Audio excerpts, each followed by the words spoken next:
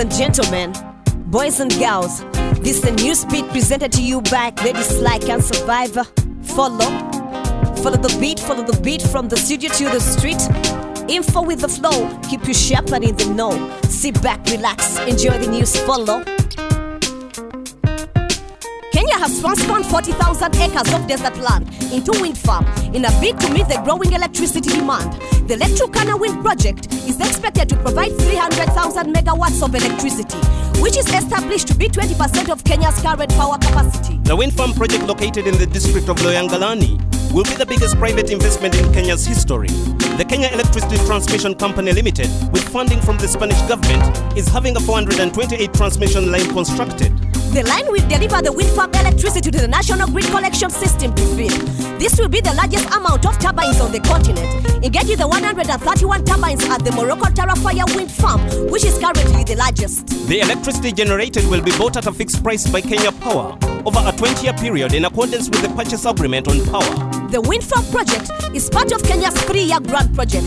It plans to add 500 megawatts on the national grid with immediate effect. This year has already seen some transmission failures. In January this year, half of Kenya was left without power for hours. Ethiopia Ashegoda Wind Farm was completed in 2013 before the wind farm in Turkana, and the world's 4th largest solar farm is currently constructed in Ghana. Such projects will increase the continent's total supply of energy, but in order to achieve universal electricity by 2030, Africa needs to invest at least $300 billion, says the International Energy Agency.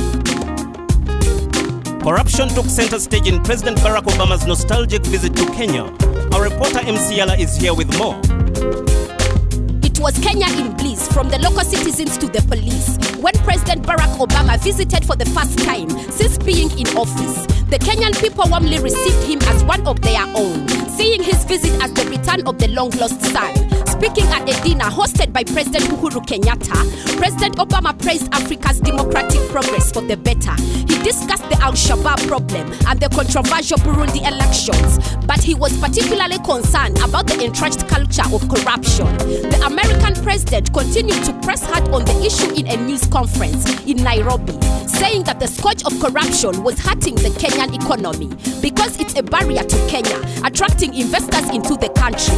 President Obama also said corruption puts Kenya in a vulnerable position as terrorists go through corrupt border officials to carry out their missions. He also called for the need for visible persecutions to show the citizens that action is being taken through the legal institutions. President Obama insisted that rooting out corruption was possible if high-level officials and leaders would lead by example, and high-profile prosecutions were made and the convicted held accountable. Only then would Kenya reach its full potential.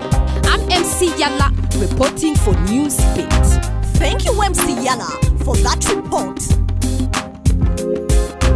Not all great people are remembered. However, their achievements, some remain forgotten, like the spin champion from the 60s, Judith Aya, the great athlete to come from Uganda, mostly forgotten by Ugandans, except for the 7,000 student of Noiwa, who raised 7 million to build a statue and honor her achievements. In the 1969, Judith Aya was one of the world's top athletes, a champion like John Akibua, the golden medalist. She was among the biggest names in the women athletics, and the first Ugandan to win a Commonwealth Game medal. After came Ruth Chiarisima in 1982 in Brisbane, Dr. Sinzukuru, who broke a record in step chase in 2006, and Winnie Nanyondo in Glasgow 2012, who was a bronze medalist. But why have we forgotten Judith Aya, considered one of the world's top female runners? She died in 2002 with no celebration until the people of Noiwa decided to take action, and every student was called to make a 1,000 shillings donation so they could build a statue and never forget Judith Aya, a forgotten hero of our nation.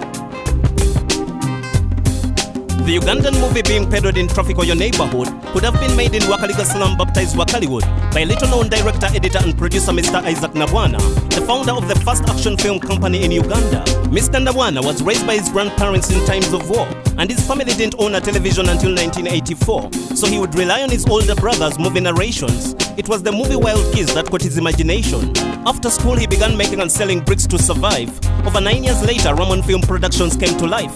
He later taught himself how to assemble computers and use a green screen, making low-budget movies and fulfilling his dream. Since 2005, he has released about 46 films. Who Killed Captain Alex is Nabwana's most successful movie so far, inspired by the era of the late President Idi Amin Dada. Produced for about $200, the movie has since gone viral. Its trailer has more than 2 million views on the YouTube channel. Nabwana's co-producer Alan Hoffmanis, who was inspired by his productions, has since become a key figure in Wakaliwood's movie promotions.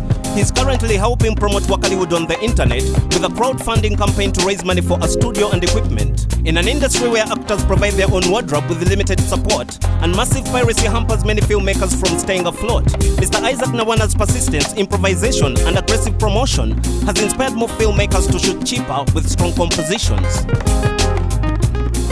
That was the news on the beat. Next week will be another hit. Still Lady Sly And Survivor. reporting live and direct with love and respect. Follow the beat, follow the beat, follow the beat, follow the beat. Follow the beat. Follow the beat, follow the beat, follow the beat, follow the beat. Follow the beat.